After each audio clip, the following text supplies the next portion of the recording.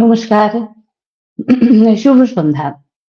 পূর্ব ঘোষণা মতো আমরা আবার আজ চলে এসেছি নাদ প্রথম শব্দের ফেসবুক পেজ থেকে লাইভ অনুষ্ঠানে। আজ আমাদের সাথে আছে নাদের দুজন রাজকন্যে। তারা আপনাদের কবিতা শোনাবে, কবিতায় আপনাদের সাথে কথা বলবে। আর আছি আমি, মমতা সরকার, আজকে সঞ্চালনার দায়িত্বে। ইতিমধ্যেই কিছু দর্শক বন্ধু আমাদের সঙ্গে যোগ দিয়েছেন। তাদের স্বাগত জানাই। আর যারা পরে আমাদের সাথে যুক্ত হবেন তাদেরও জানাই সুস্বাগতম। প্রথমে আজকে আমাদের যে দুজন আবৃত্তিকার আমাদের আবৃত্তি শোনাবেন তাদের সাথে আপনাদের পরিচয় পর্বটা সমাধা করি। আমাদের সাথে আজকে আছেন দুজন, আগেই বলেছি, স্বরচিতা মল্লিক এবং অঙ্কিতা পণ্ডিত। স্বরচিতাকে ডেকে নেব। নমস্কার, শুভ সন্ধ্যা। স্বরচিতা, আমি চাইছি তুমি নিজেই অঙ্কিতাও চলে এসছেন। নমস্কার, শুভ সন্ধ্যা। খুব ভালো। আচ্ছা স্বরচিতা, আমি চাইছি তুমি নিজেই দর্শক বন্ধুদের তোমার নিজের পরিচয় দাও। বিশেষ করে কবিতায় পথ চলা তুমি কেন শুরু করলে, এ বিষয়ে দর্শকদের কিছু বলো। আমি স্বরচিতা মল্লিক। আমি ভারতীয় জীবন বীমা নিগমে চাকরিরতা। কবিতার সাথে ভালোবাসা আমার খুব ছোটবেলা থেকে, তবে সেভাবে কখনো শেখা হয়ে ওঠেনি। যখন আমি এমনি স্কুলে, কলেজে, অফিসেও অনেক কবিতা পাঠ করেছি, কিন্তু কবিতায় পথ চলতে গিয়ে বা ইচ্ছাটা যখন হলো তখন আমি সন্ধান পেলাম আমার জয়িতা ম্যাডামের, তার উত্তরা কবিতাটা শুনে কোথাও গিয়ে আমার ভীষণ ভাবে ওটা লেগেছিল। তাই জন্য আমি জয়িতার খোঁজ করে জয়িতার এই যে আমাদের নাক প্রথম শব্দের যে গ্রুপ, তাতে আমি জয়েন করি আর কবিতায় পথ চলা শুরু করেছি। বাহ, চমৎকার। চলে আসবো অঙ্কিতার কাছে। আচ্ছা অঙ্কিতা, তুমিও আমি চাইছি তুমি নিজেই দর্শক বন্ধুদের তোমার নিজের পরিচয় দাও, এবং বিশেষ করে তোমাকে আমি একটা প্রশ্ন করতে চাই যে তুমি কেন কবিতাকেই বেছে নিলে? ধরো ফাইন আর্টসের তো আরো অনেক ধারা আছে, গান আছে, নাচ আছে, আঁকা আছে, তো কেন কবিতা? কবিতা কেন তোমায় টানলো, এ বিষয়ে একটু বলো। দেখো, আমি নাচ গান আবৃত্তি ছোট থেকে এই তিনটেই শিখেছি, কিন্তু তোমার কবিতার সাথে যে আত্মিক টানটা ধরো অনুভব করেছি, বাকি দিকগুলোই হয়তো সেরকম কিছু করিনি। আর এই শিক্ষা আমার কবিতা শেখা ছোট থেকে আমার বাবার কাছ থেকে, পারিবারিকভাবে। বাবাই আমার প্রথম গুরু। তারপরে ধরো পলি পড়ে গেছিল পড়াশোনার চাপে। তারপরে পরবর্তীকালে চাকরি টাকরি জয়েন করে আমি ম্যামের কাছে মানে যোগাযোগ করার সৌভাগ্য হয় আমার। ওনার একসাথে সাথে নয় সাথে কবিতাটা আমি একদিন শুনি, তো তখনই আমি ডিসাইড করি যে না, আমি ওনার কাছেই শিখবো শিখলে। তো তারপরে পরবর্তীতে ওনার কাছে যোগাযোগ এবং আমাদের নাদ প্রথম শব্দে আমার জয়েন করা। আচ্ছা, তার মানে বোঝা যাচ্ছে আমরা প্রত্যেকেই আমাদের গুরু, আমাদের কর্ণধার শ্রীমতী জয়িতা ভট্টাচার্যের কোনো না কোনো একটা কবিতা শুনে মানে আমরা আকর্ষিত হয়ে চলে এসেছি নাদে তার কাছে শেখার জন্য। চলে আসি আমাদের মূল অনুষ্ঠানে। আমরা আমাদের অনুষ্ঠান শুরু করব আজকে তাঁর কবিতা দিয়ে, যিনি আমাদের চিন্তায়, মননে, আমাদের প্রাত্যহিক ওঠা বসা, চলাফেরা সবেতে তিনি জড়িয়ে রয়েছেন। মানে তিনি বাংলা ভাষা সংস্কৃতির অনেকখানি এখনো অবধারিত ভাবে জুড়ে আছেন। তার কথা বলছি, তোমরা নিশ্চয়ই বুঝতে পারছো। সেই রবীন্দ্রনাথ ঠাকুরের কবিতা দিয়ে আমরা শুরু করতে চাই আজকে আমাদের এই কবিতার পথ চলা। প্রথমে চলে আসবো অঙ্কিতার কাছে। অঙ্কিতা, আমি তোমায় অনুরোধ করব রবীন্দ্রনাথের কোনো কবিতা দিয়ে শুরু করতে। নিশ্চয়ই। ধরো বাঙালি হিসেবে রবীন্দ্রনাথ দিয়ে শুরু না করলে শুরুটা হয়তো ঠিক শুরু হয় না। তো সেই মোতাবেক আমি কবিগুরু রবীন্দ্রনাথ ঠাকুরের পথের বাঁধন দিয়ে শুরু করছি। হ্যাঁ। বেশ। পথ বেঁধে দিল বন্ধনহীন গ্রন্থি, আমরা দুজন চলতি হাওয়ার পন্থী। রঙিন নিমেষ ধুলার দুলাল, পরাণে ছড়ায় আবির গুলাল। ওড়না ওড়াই বর্ষার মেঘে দিগঙ্গনার নৃত্য। হঠাৎ আলোর ঝলকানি লেগে ঝলমল করে চিত্ত। নাই আমাদের কনক চাপার কুঞ্জ, বনবিথিকায় কীর্ণ বকুল পুঞ্জ। হঠাৎ কখন সন্ধ্যাবেলায় নামহারা ফুল কণ্ঠ এলায়, প্রভাত বেলায় হেলা ভরে করে অরুণ কিরণে তুচ্ছ, উদ্ধত যত শাখার শিখরে রডোডেনড্রন গুচ্ছ। নাই আমাদের সঞ্চিত ধনরত্ন, নাই রে ঘরের লালন ও ললিত যত্ন, পথপাশে পাখি পুচ্ছ নাচাই, বন্ধনতারে করি না খাঁচাই, ডানা মেলে দেয়া মুক্তি প্রিয়ের কুজনে দুজনে তৃপ্ত, আমরা চকিত অভাবনীয়ের কচিত কিরণে দীপ্ত। খুব সুন্দর বললে। তুমি খুব কম দিনই শিখছো ম্যাডামের কাছে, কিন্তু তুমি খানিকটা আত্মস্থ করেছো কবিতা, বোঝা যাচ্ছে তোমার বলা দেখে। চেষ্টা করেছি এটুকুই।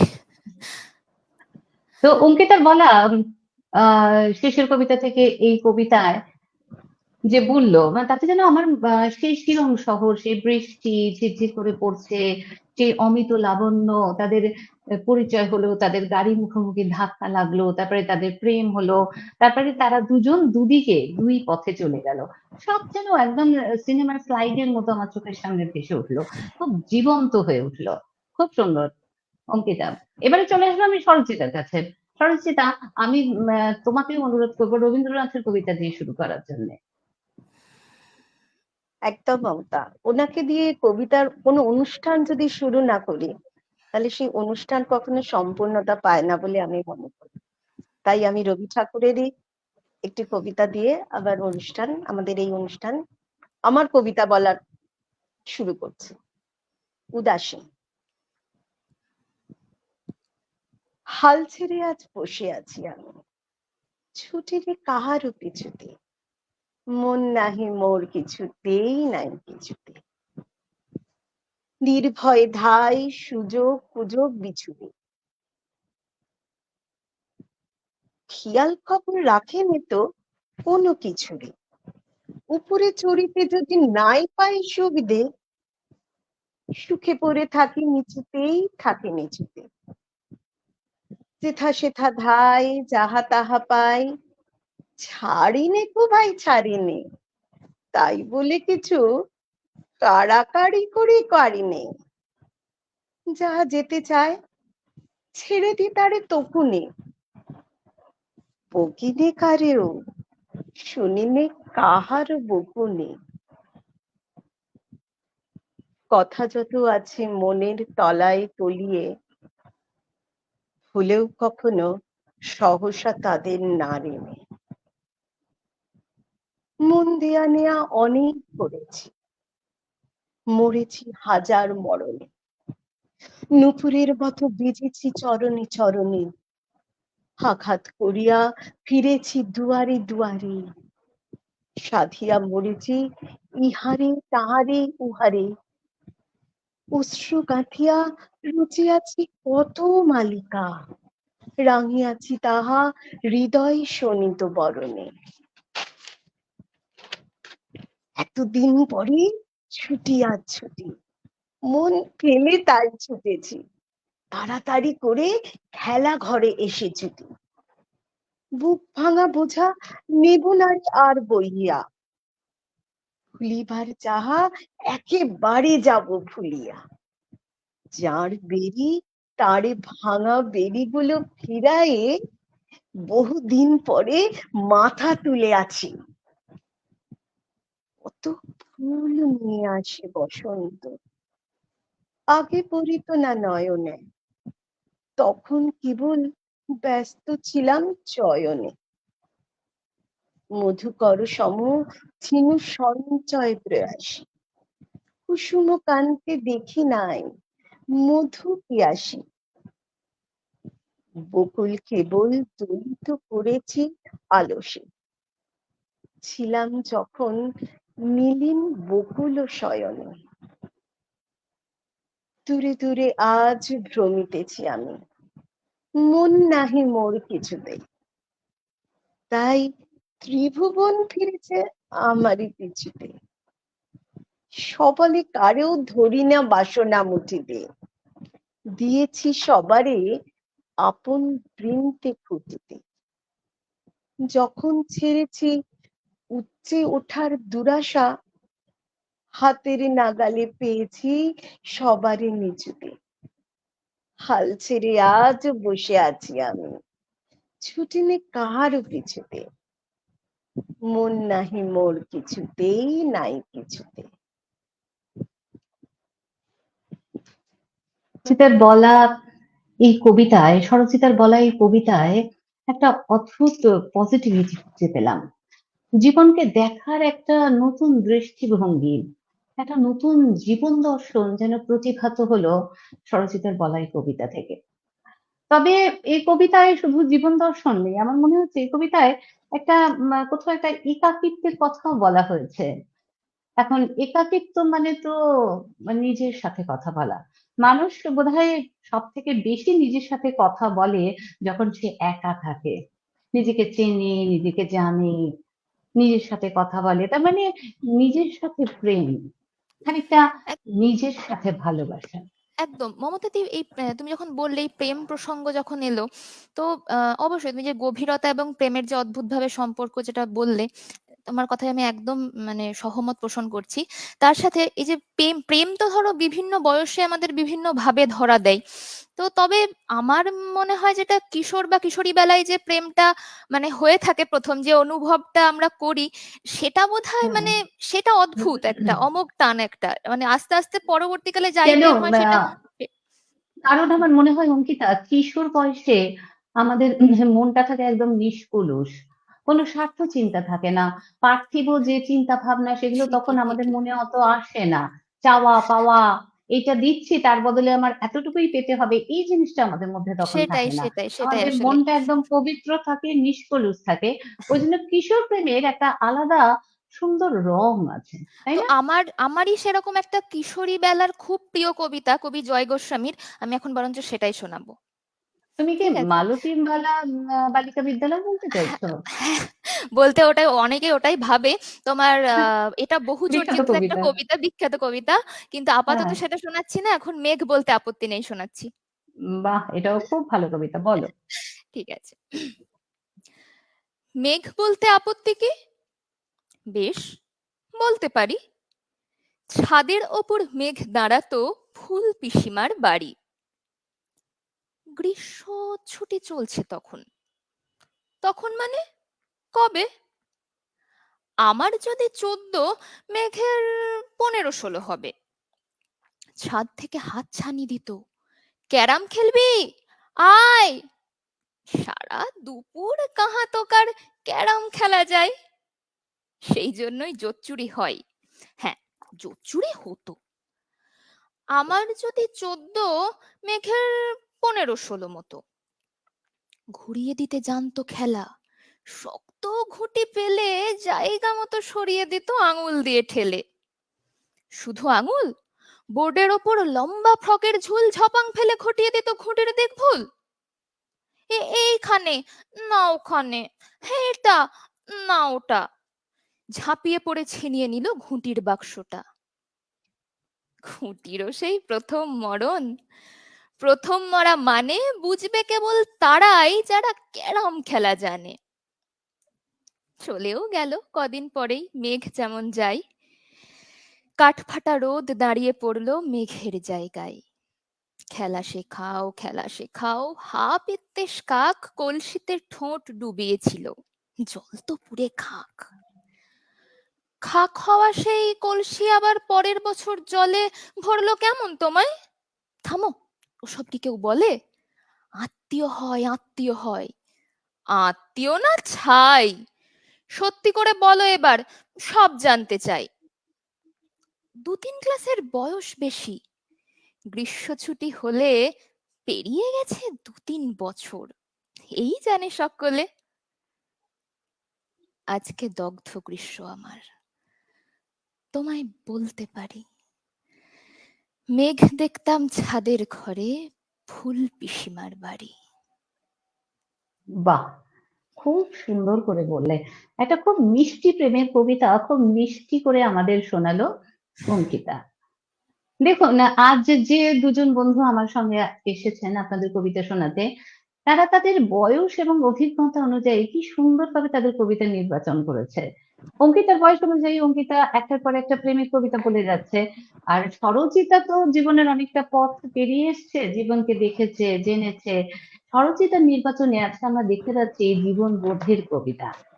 তো এই জীবন বোধের প্রসঙ্গে বলি, জীবনকে যত আমরা কাছ থেকে দেখি তত যেন সেই জীবন আমাদের পাকে পাকে জড়িয়ে ধরে, আমরা যেন তলিয়ে যেতে থাকি এই জীবনের পাঁকে।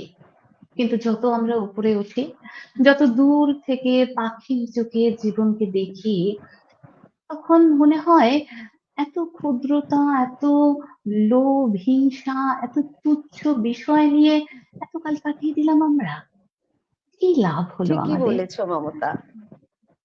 এই পঙ্কিল জীবন দিনের পর দিন কাটাতে কাটাতে ক্লান্ত হয়ে যায়। এর তখন মনে হয় যে নিজের সাথে সময় কাটানো বোধহয় অনেক ভালো। একাকিত্বটাই তখন যেন বড় চাহিদার জিনিস হয়ে দাঁড়ায়। সেই ঠিক রকমই বলেছ, একটি কবিতা আমার মনে হয় সুনীল গঙ্গোপাধ্যায় লিখেছেন, তার পাহাড় চূড়াই কবিতা। আমি বলো সেটাই শুনি, এখন বলবো। বলো। অনেকদিন ধরেই আমার একটা পাহাড় কেনার শখ, কিন্তু পাহাড়কে বিক্রি করে তা জানি না। যদি তার দেখা পেতাম, দামের জন্য আটকাতো না। আমার নিজস্ব একটা নদী আছে, সেটাই নিয়ে কিনতাম পাহাড়টার বদলে। কে না জানে পাহাড়ের চেয়ে নদীর দামই বেশি। পাহাড় স্থানু, নদী বহমান। শুধু তবু আমি নদীর বদলে পাহাড়টাই কিনতাম, কারণ আমি ঠকতে চাই। নদীটাও অবশ্য কিনেছিলাম একটা দ্বীপের বদলে।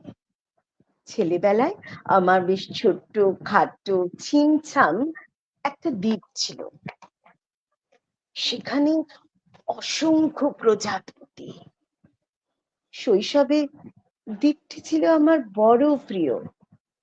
আমার যৌবনে দ্বীপটি আমার কাছে মাপে ছোট লাগলো। প্রবাহমান ছিপছিপে তন্বী নদীটি বেশ পছন্দ হলো আমার। বন্ধুরা বলল, এইটুকু একটা দ্বীপের বিনিময়ে এত বড় একটা নদী পেয়েছিস, খুব যেতেছিস তো মায়েরে।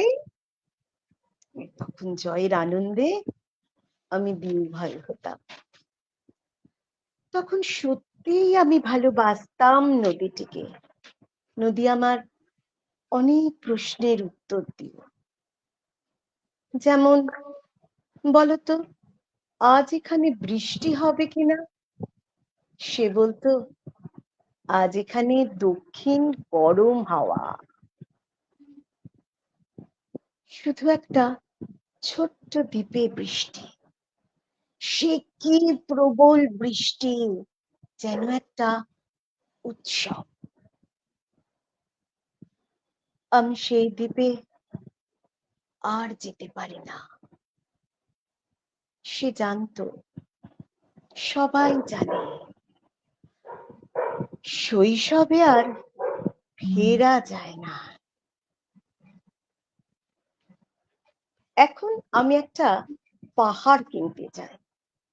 সেই পাহাড়ের পায়ের কাছে থাকবে গহন অরণ্য।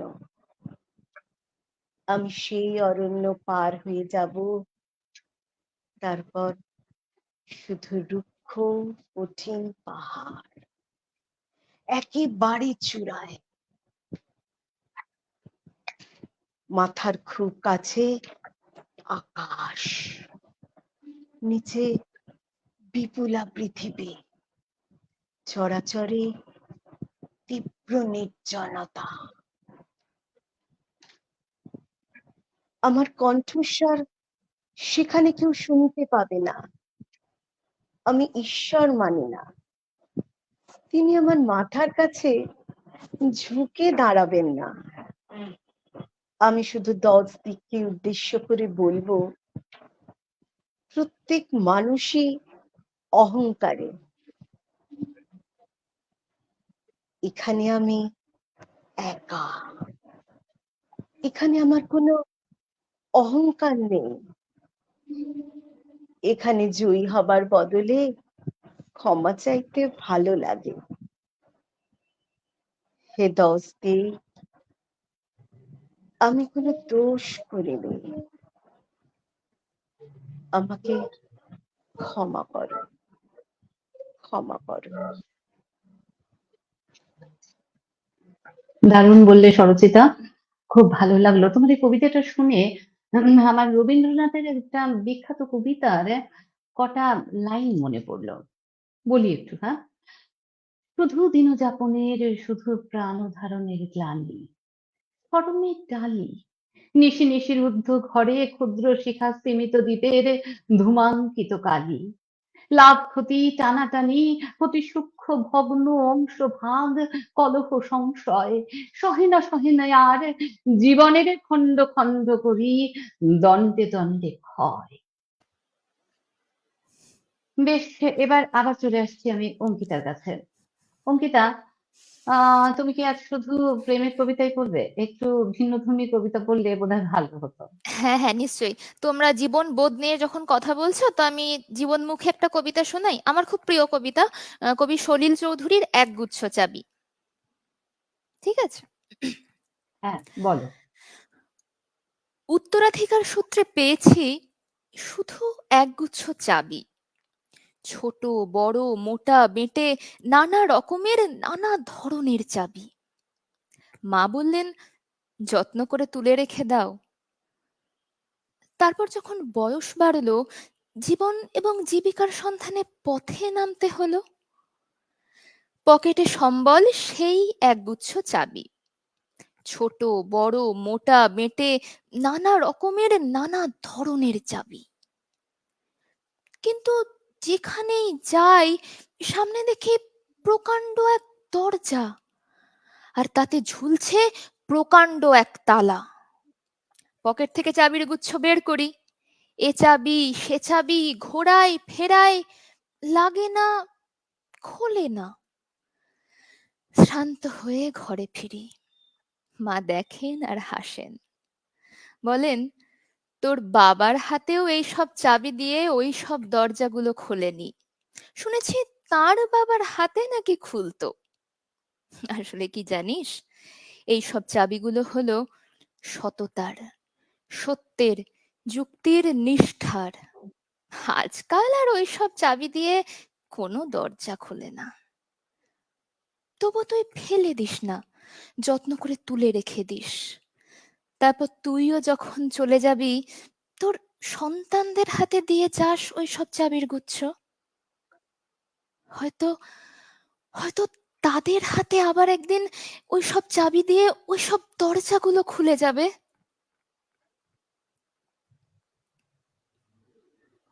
বাহ, একটা সততার, একটা সত্যের কবিতা বললো অঙ্কিতা।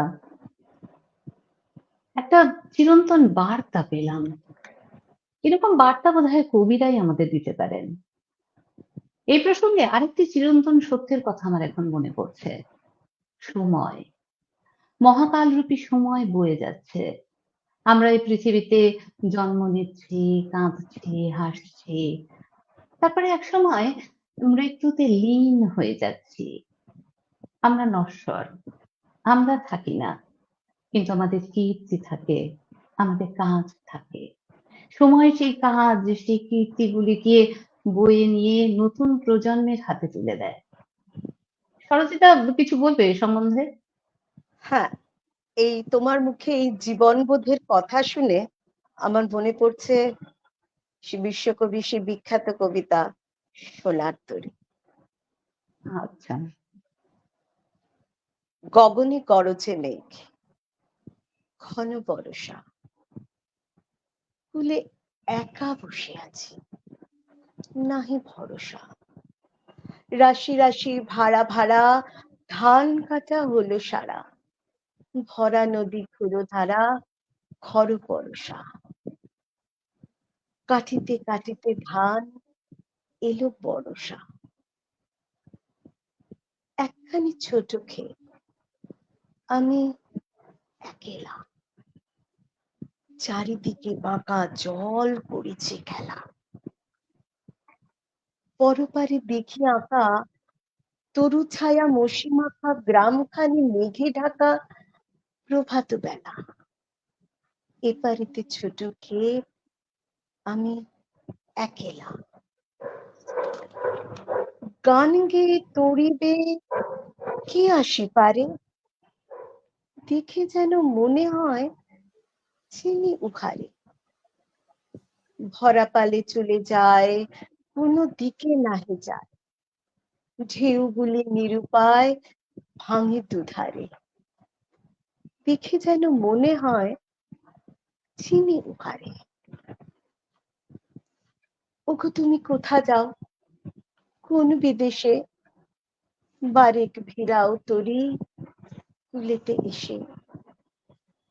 যেও যেতা যেতে চাও, যারে খুশি তারে দাও, শুধু তুমি নিয়ে যাও ক্ষণিক হেসে আমার সোনার ধান কুলেতে এসে। যত চাও তত লাও,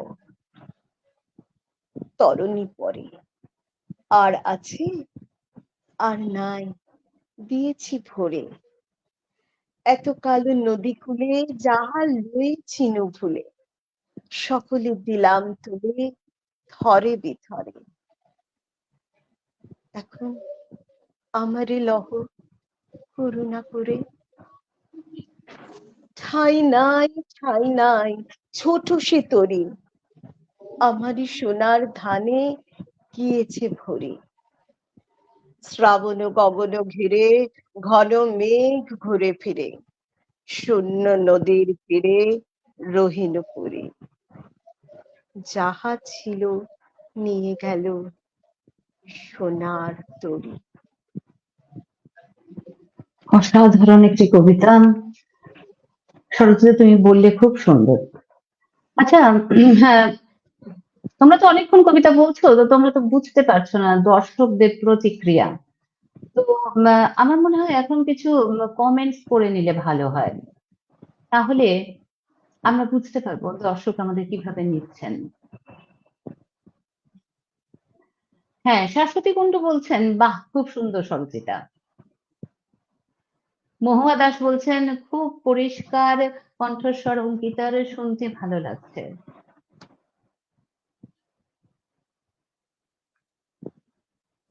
প্রিয়াঙ্কা, আমাদের প্রিয়াঙ্কা বলছে, মমতাদি খুব সুন্দর করে এগিয়ে নিয়ে যাচ্ছ অনুষ্ঠানটা। Thank you Priyanka. ভাস্বতী দাস গুহ বলছে, আমরা ট্রেনে করে ফেরার পথে শুনছি, খুব ভালো লাগছে।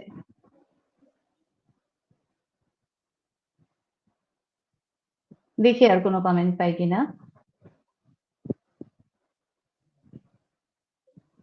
সুকন্যা, সুকন্যা বলছে, অপূর্ব অপূর্ব, সরচিতা, সরচিতা দি অপূর্ব।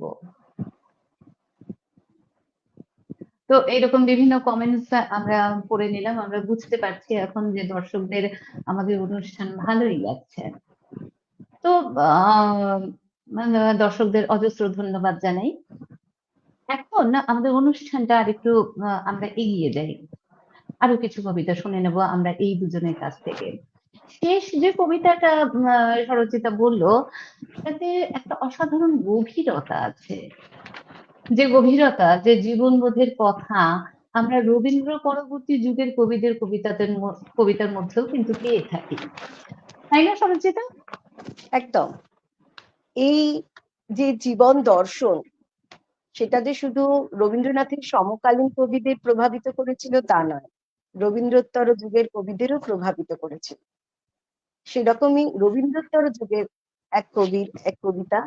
একটি কবিতা আমি বলছি, কবি প্রেমেন্দ্র মিত্রের এক আকাশ অন্ধকার। একটি মানুষের মধ্যে আমি এক আকাশ অন্ধকার দেখেছিলাম। কতজনের সঙ্গে তো মিশি, ভালোবাসি, ঘৃণা করি, থাকি উদাসীন।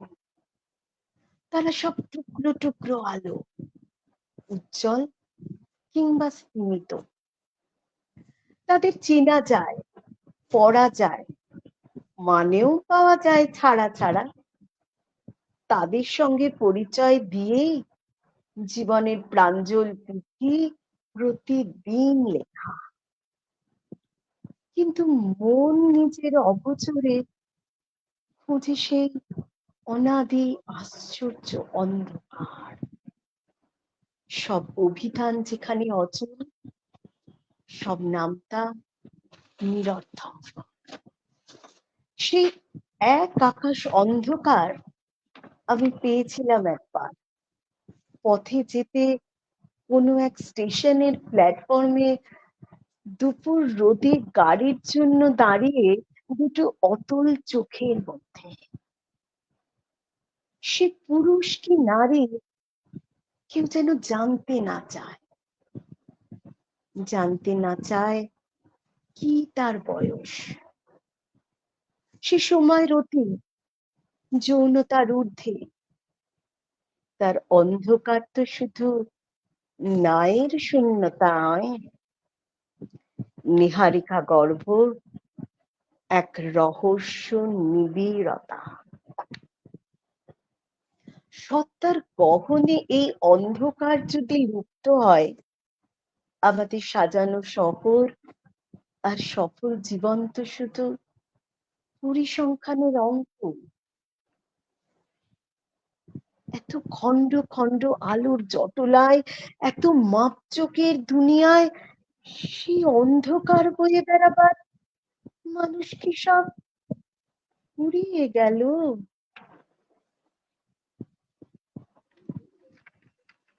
সরলচিতা এই যে কবিতাটা বললো এক আকাশ অন্ধকার, এখানে অন্ধকার বলতে কবি কি বোঝাতে চেয়েছেন?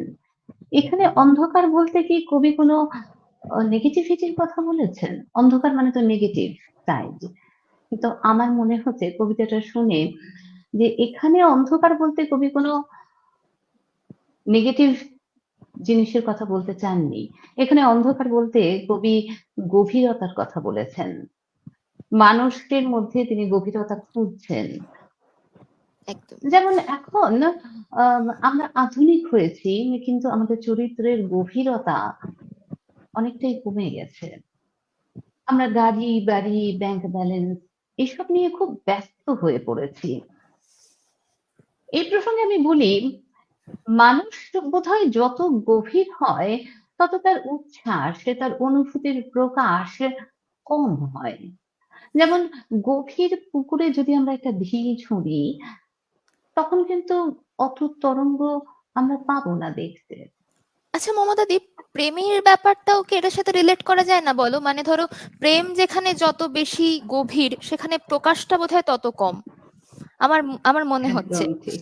তো তোমার হ্যাঁ, এই প্রসঙ্গে মানে এই ধারার একটা কবিতা তুমি যখন বলছিলে আমার মাথায় ঘুরছিল, সেটা হচ্ছে কবি প্রমথনাথ ঋষির লেখা বলো বলো বলো। আচ্ছা শুনি, এই কবিতাটা তো কিন্তু আমি শুনিনি কখনো। একটু তুমি আনকমন, বলছো চেষ্টা করি আমি, হ্যাঁ। আনকমন একটা কবিতা থাকা ভালো, বলো। তুমি আমার মনের কথা জেনে ফেলেছো, ওইখানেই তোমার জিত। আমি তোমার মনের কথা জানতে পারলাম কই? আপন অন্তরের অগাধ রহস্যের মধ্যে বসে আছো, অমাবস্যার করপুটে দ্বিতীয়ার চন্দ্রকলাটির মতো, ঠিক এতটুকু আলো, যাতে দেখা না দিয়েও দেখতে পারো অনায়াসে। সত্যি তোমায় জানতে পারলাম কই? যদি বলি তোমায় ভালোবাসি, তুমি হাসো। যদি শুধাই আমায় ভালোবাসো, বলো না। এত নিশ্চিত, এত অসংশয়, মরুভূমির সূর্যোদয় বুঝি এত নিষ্কলুষ নয়। যদি বলি কেন ভালোবাসো না, অমনি বলো কেনর উত্তরে নেই। এতদিনেও ওই প্রশ্নটির উত্তর পেলাম না। ছোট্ট একটি প্রশ্নের কি মহতী সম্ভাবনা, কেবলই শুধায় কেন কেন কেন। কেবলই উত্তর পাই কেনর আবার উত্তর কি? এই উত্তরহীন উত্তর দেবার সময় কখনো মুখ তুলে চাওনি। হঠাৎ একদিন চোখে চোখ গেল ঠেকে, প্রত্যাশিত উত্তর গেল বেঁধে, শুধু বললে, তুমি না কবি? বললে, কবিরা নাকি অন্তর্যামী? না গো না, তবে আমিও বলি, আমি কবি নই, শিল্পী নই, আমি অন্তর্যামী নই। আমি মনের কথা মুখে শুনতে চাই, মনের কথাটা দেখতে চাই, তোমার দুই চক্ষে প্রস্ফুটিত মানসবরের অন্তর্ভেদী উদ্যত উন্মুক্ত উদ্ধত পূর্ণায়ত পদ্মটির মতো। তোমার মনের কথাকে দেখতে চাই, তোমার সর্বাঙ্গে প্রতিফলিত, তোমার বসনে ভূষণে নয়নে অধরে, তোমার সিঁথির সীমান্ত থেকে পায়ের নখাগ্র অবধি। সূর্যকিরণে কচি নারকেল গুচ্ছ যেমন চোখ ঝলসিয়ে দিতে থাকে, তেমনি প্রসারিত পদ্মটির মসৃণ নীলিমায় সেই কথাটি টলমল করে উঠুক, তোমার অন্তরের শুক্তি নিঃসৃত একটি মাত্র মুক্তোর মতো। বলো বলো বলো। শক্তি যেমন মুক্তকে নিজের মধ্যে ধারণ করে, তাকে আদরে প্রশ্রয়ে লালন করে, প্রেমও তেমনি একজনের মনের মধ্যে সঞ্চারিত হয়, আস্তে আস্তে প্রস্ফুটিত হয়, তারপর একদিন প্রজাপতির মতো রং বেরঙে পাখা মেলে বেরিয়ে আসে। তার স্বীকৃতি চায়, তার পরিপূর্ণতা চায় অপরজনের কাছে। তখন সেই বিচ্ছুরণ আমাদের বিস্মিত করে, তাই না একদমই অঙ্কিতা? মমতাদি, ঠিক ঠিক, আমি এটাতে তোমার সাথে যদিও একমত, তবুও সব প্রেমিকই স্বীকৃতি পায়, মানে ধরো সব মুক্ত তো আর শুক্তির ভেতর থেকে বেরিয়ে আসতে পারে না, আজীবন তার মধ্যেই থেকে যায়, সেরকম কিছু প্রেমও তো একতরফাই থেকে যায় সারা জীবন। তো এই ধারার একটি কবিতা যেটা মনে পড়ছে আমার আপাতত, কবি অনিন্দ্য মুখোপাধ্যায়ের লেখা ব্যাকস্পেস। বলো। মেয়েটির নাম হয়তোবা অনুরাধা, ছেলেটির নাম মনে করি হৃষিকেশ। মনে করি তারা বার্তায় কথা লেখে, সুধী জনে যাকে বলে থাকে SMS। মনে করি এটা দাপরের কথা নয়, এ ঘোর কলির অন্য রাধার কথা। তাই এ গল্পে গাছেদের কথা নেই, এ গল্পে আছে কথকতা সমঝোতার। ধরা যাক এই অনুরাধা মেয়েটিকে আমি দূর থেকে মনে মনে ভালোবাসি, কিন্তু শ্রীরাধা চেয়ে থাকে মেঘপানে, তার মনে বাজে বেণুগোপালের বাঁশি। মেঠো পথ ধরে হেঁটে যায় হৃষিকেশ, দুপায়ের গোছে জমে থাকে ধুলো কাদা, তবু বিমুগ্ধ প্রেম চোখে তাকে ঠাই বার্তা পাঠাই গোলকধামের রাধা। আমি দূর থেকে চেয়ে থাকি আনমনে, দেখি বাঁশরিতে সুর তোলে হৃষিকেশ, ভেসে আসা সুরে মুছে দিই কথকতা, মুছে দিই টাইপ করে ফেলা SMS। রাধা এ কথা জানে না ঘুণাক্ষরেও, অবশ্য তার জানার কথাও নয়, কিছু ইচ্ছের পূর্ণতা কোনোভাবেই পরিণতি পাওয়া সম্ভবপর নয়, তাই তার দিকে দূর থেকে চেয়ে থাকি। দেখি অনুরাধা যমুনাভিমুখে যায়, আমি তাকে শুধু দেখবার অভিলাষে চোখ পেতে থাকি দক্ষিণের জানালায়। ধীরে ধীরে তার নিক্কন্ধনি কমে, বুঝি এসে গেছে অনুকূল পরিবেশ। তার কিছু পরে শোনা যায় চেনা সুর, আর বুঝে যায় এসে গেছে হৃষিকেশ। আমি জানালার কপাট বন্ধ করি, কপট অভিমান প্রকট হয়ে আসে ক্রমে, দু চোখের নিচে অনাহুত জলরাশি যেন বলে, তুমি আবার পড়েছ প্রেমে। আমি চোখ মুছে ক্ষীণ হাসি কথা শুনে, বলি, আমি নই প্রাচুর্য অভিলাষী, আমি অকারণে ভেঙেছি বারংবার, তাই আমি নই ভালোবাসা প্রত্যাশী। আমি দিতে জানি নিজেকে উজাড় করে, এ জীবন পথে আমি আজও পথচারী, তবুও কখনো মায়াময় জনপদে ভুলেও খুঁজিনি আবেগের মাধুকরী। তাই অনুরাধা মেয়েটির কাছে আজও কণা পরিমাণ প্রত্যাশাটুকু নেই। ভাঙনের গান যে শুনেছে একবার, তাকে বাঁধনের স্বপ্ন বুনতে নেই। খুব সুন্দর। আচ্ছা, অনুষ্ঠানের প্রায় শেষ পর্যায়ে চলে এসেছি আমরা দেখতে পাচ্ছি অনেকে অনেক ভালো ভালো কমেন্ট করছেন, কিন্তু সময়ের অভাবে আমরা আমাদের ইচ্ছা থাকলেও সেগুলো পড়তে পারছি না, কিন্তু আমরা তার জবাব দিয়ে দেবো ঠিক সময়ে। সময় মতো শেষ করা তো নাদের পরম্পরা, আমরা সময় মতো শেষ করতে চাই। দ্রুত চলে আসছি সরজিতার কাছে। সরজিতা, আজ যে সারা সন্ধ্যাবেলা তুমি জীবন বোধের কবিতা বললে, এখন তোমার কাছে একটা অন্য স্বাদের কবিতা শুনতে চাই, শেষ কবিতা। তারপরে আমরা ডেকে নেব আমাদের ম্যাডামকে, শ্রীমতী জয়িতা ভট্টাচার্যকে, যিনি অন্তরালে বসে বসে সবই শুনছেন, দেখছেন। একদম ঠিক বলেছো মমতা। এতক্ষণ আমরা গুরু গম্ভীর জীবন দর্শন, জীবন বোধ অনেক কবিতা শুনলাম। এবার আমি একটা মজার কবিতা বলছি। কবি ভবানী প্রসাদ মজুমদারের ঘটেছে যাতায়। আরে আরে চিকার মশাই, এটা কেমন ব্যাপার? ছুটে ছুটে দেখুন ঘামে ভিজলো গায়ের র্যাপার।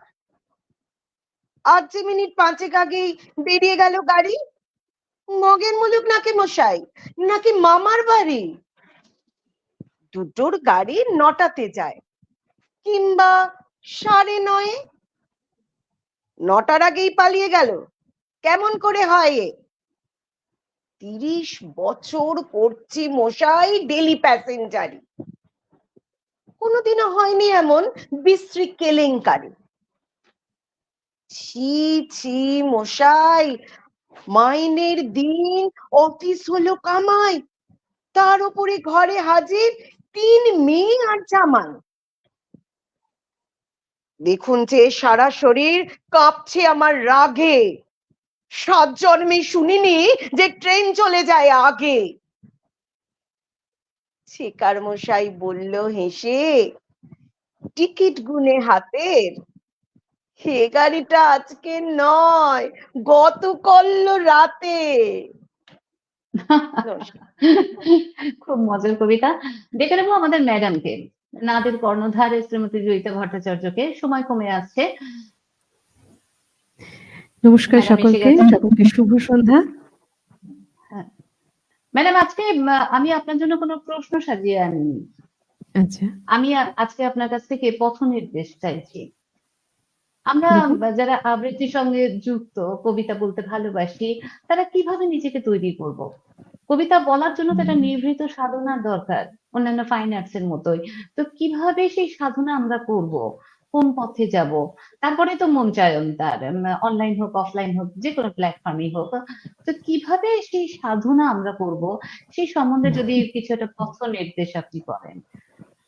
আচ্ছা, আচ্ছা, প্রথমে সবাইকে এই অনুষ্ঠানে যারা দেখছেন এতক্ষণ ধরে আমাদের সঙ্গে ছিলেন, সকলকে আমি ধন্যবাদ জানাই, কৃতজ্ঞতা প্রকাশ করছি আমাদের নাদ পরিবারের পক্ষ থেকে।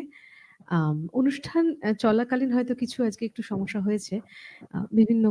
বিভিন্ন রকমের সমস্যা অল্প অল্প করে হয়েছে। আমি জানি, আমি আড়ালে থেকে সবটাই শুনেছি এবং সবটাই দেখেছি। তার জন্য আমরা ক্ষমা প্রার্থী এবং নিজ গুণে আপনারা ক্ষমা করে নেবেন।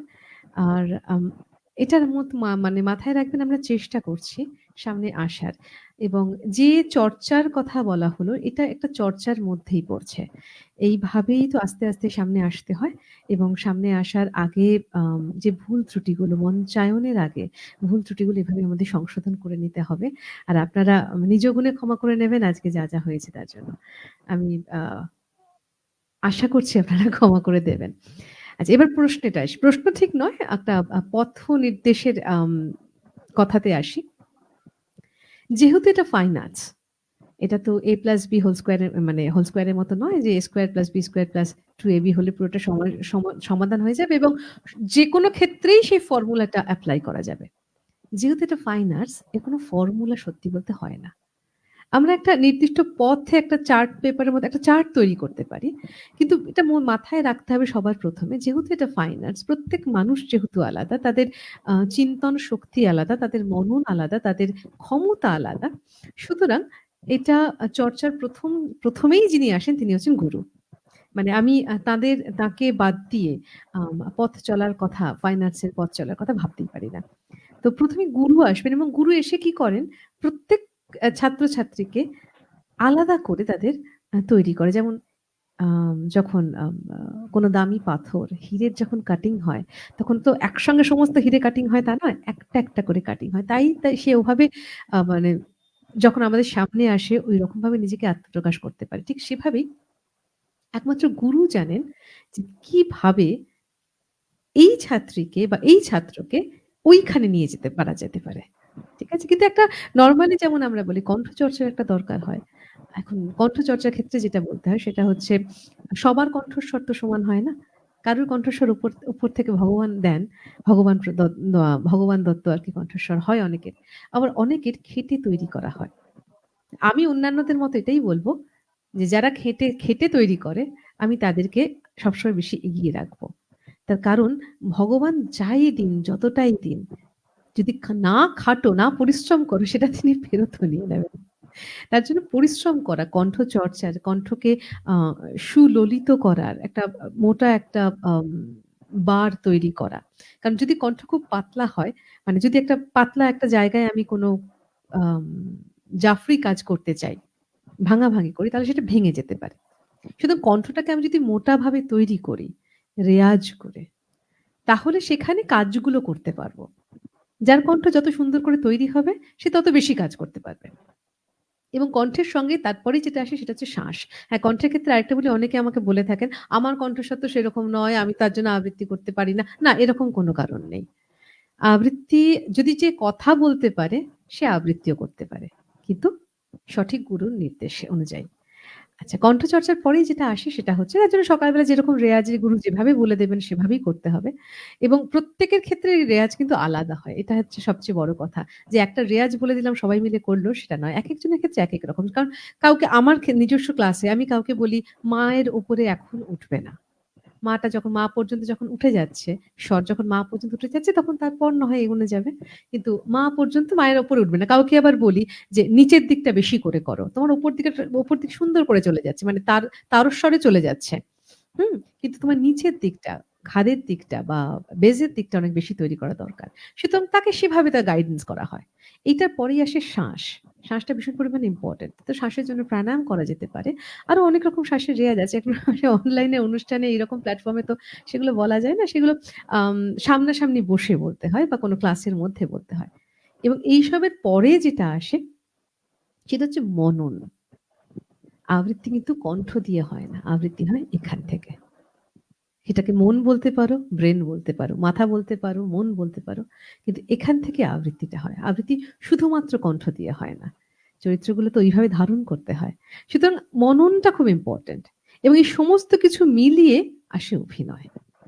আমি কোন সময় কোন শব্দটা আমি কিভাবে উচ্চারণ করব, হ্যাঁ? সেইটা একটা ভীষণ পরিমাণে ইম্পোর্টেন্ট ব্যাপার। যদি বলি আম ও মা, এই ও মা ও মা শব্দটা আমি নানাভাবে বলতে পারি।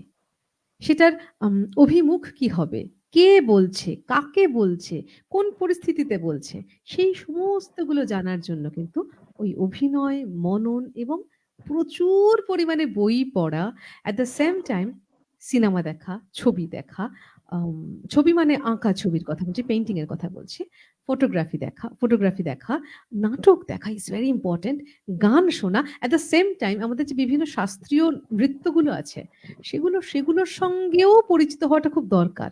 কারণ এই শাস্ত্রীয় নৃত্য থেকে আমরা যেটা সবার ১ম এ শিখি, সেটা হচ্ছে কি করে লজ্জা পেতে হয়। আজকালকার দিনে তো আমরা কেউ লজ্জা পাই না।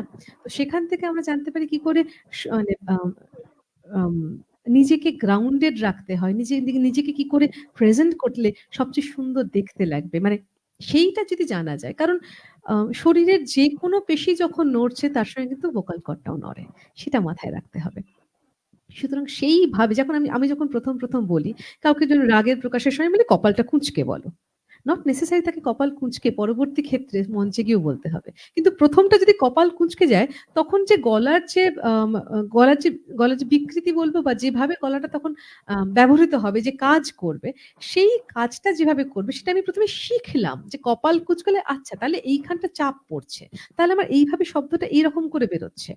এই যে এটা বোঝা যায়, তারপরে কপাল না কুঁচকেও তোমার চোখ বড় না করে কপাল না কুঁচকেও তোমার রাগের প্রকাশ করা যেতে পারে, কিন্তু সেটা তো শিখতে হবে আগে।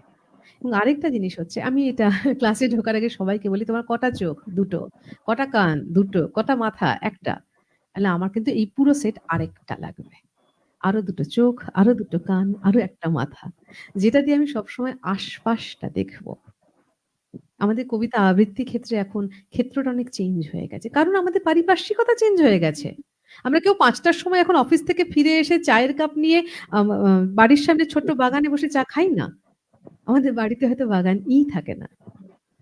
সুতরাং আমাদের পুরো লাইফস্টাইল চেঞ্জ হয়ে গেছে, আমাদের জীবনযাত্রা চেঞ্জ হয়ে গেছে, সে অনুযায়ী শিল্পগুলো সেভাবে কিন্তু পরিবর্তিত হচ্ছে। সুতরাং আমাদের আশপাশটা জানাটা খুব দরকার। আর যে চরিত্রের কথা বলছি, সমস্ত চরিত্র আমাদের আশেপাশেই আছে। শুধু দেখার, শোনার, শেখার জন্য আরো দুটো চোখ, আরো দুটো কান এবং আরেকটি মাথা লাগবে। এবং সবার উপরে লাগবে একজন গুরু, যিনি এগুলোতে পলিশিং করবে। তো এই হচ্ছে মানে খুব ইন আ নাটশেল চর্চার পথ বলা যেতে পারে। আশা করি মমতা মোটামুটি পরিষ্কার হয়েছে কি বলতে চাইছি আমি। হ্যাঁ, অনেকটাই। হ্যাঁ, ম্যাডাম একজন দর্শক একটা প্রশ্ন করেছে, আমি কি বলবো? আমাদের সময় কিন্তু হ্যাঁ, ফুরিয়ে গেছে। নিশ্চয়ই উনি একটুখানি বলে দেখে নি। শ্রীমতী গোপা চক্রবর্তী, উনি বলছেন বয়স কি খুব বাধা চর্চার ক্ষেত্রে? আচ্ছা, বয়সটা হচ্ছে একটা নাম্বার, আমি সবসময় বলি। বিশেষ করে আবৃত্তির ক্ষেত্রে বয়স একটা নাম্বার, এবং যত বয়স বাড়ে তত অভিজ্ঞতা বাড়ে, আর যত অভিজ্ঞতা বাড়ে তত কিন্তু অভিনয় ধার বাড়ে। এটা মাথায় রাখতে হবে।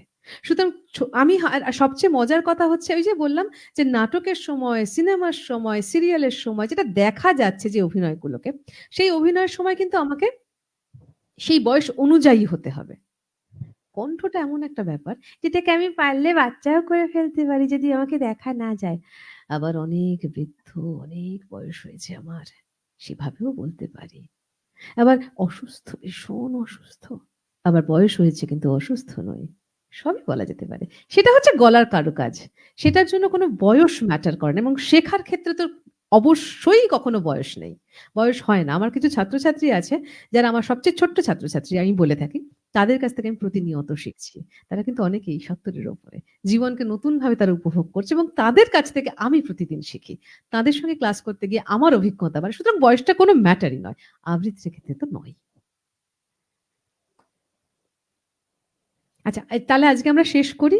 2 মিনিট বেশি যাচ্ছি আমরা। একটু, হ্যাঁ, আয়েশাকে একটু ডেকে নিলে হতো যে আমাদের হ্যাঁ, আয়েশাকে ডেকে নেবো। আজকে আমাদের পিছন থেকে আমাদের যিনি কারিগরি যে কলকাঠি সহায়তা নেড়েছেন, দিচ্ছে। হ্যাঁ, কারিগরি সহায়তা ছিল এবং আমাদের কলকাঠি নেড়েছে, পুতুলের মতো এভাবে সামনে পিছনে করেছে, সেই হচ্ছে আয়েশা।